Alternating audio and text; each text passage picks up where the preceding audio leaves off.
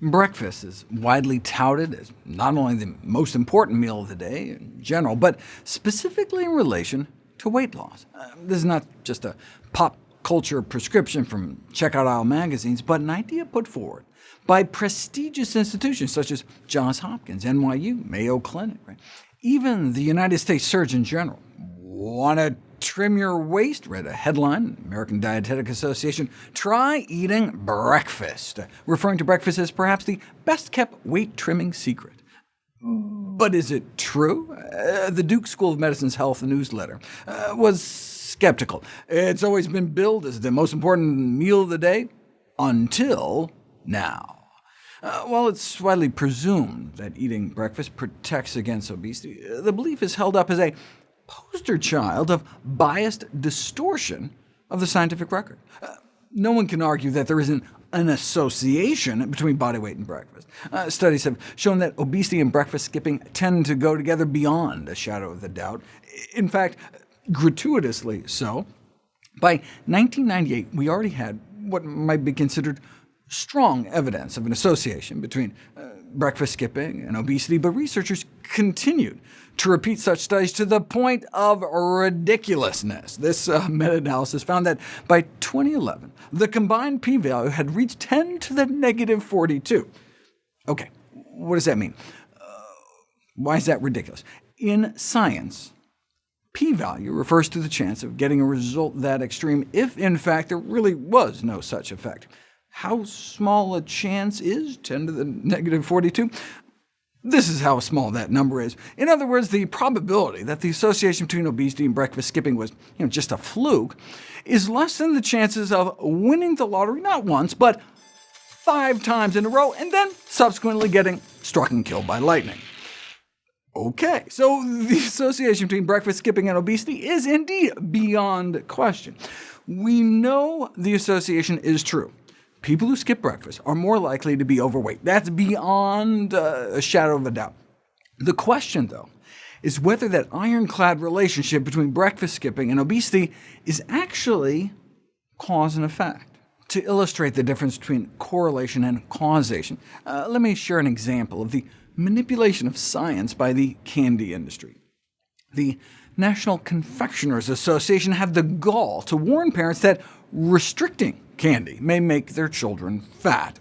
They justify this outlandish claim with this study that they funded, of course, that showed that candy-consuming children and adolescents were significantly less likely to be overweight and obese. The industry-funded researchers go on to imply that this exonerates candy, but what's more likely? That cutting down on candy led to obesity, or rather that obesity led to the cutting down on candy, right? In other words, the lower candy consumption may reflect the consequences of obesity, not the cause, right? As parents of obese children try to restrict treats.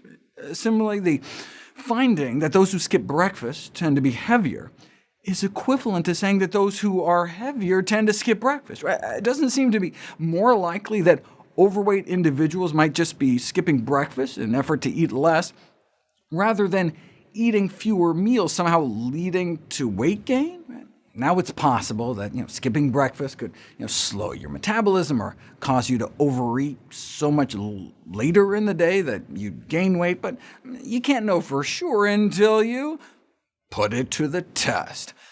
Sometimes randomized controlled trials are infeasible, impossible, or unethical. I mean, to test to see if parachutes save lives, you can't exactly boot half the people off a plane without them, but you could easily randomize people to eat breakfast or not, and just see what happens.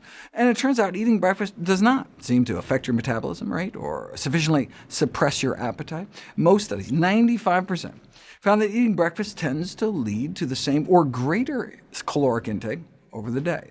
Even when people ate more at lunch after skipping breakfast, they didn't tend to eat an entire breakfast worth of calories more, and so ended up eating fewer calories overall. For example, feed people about a 500-calorie breakfast, and at lunch they may eat about 150 calories less than those randomized to skip breakfast, but they would still end up with about a 350-calorie surplus over the breakfast skippers.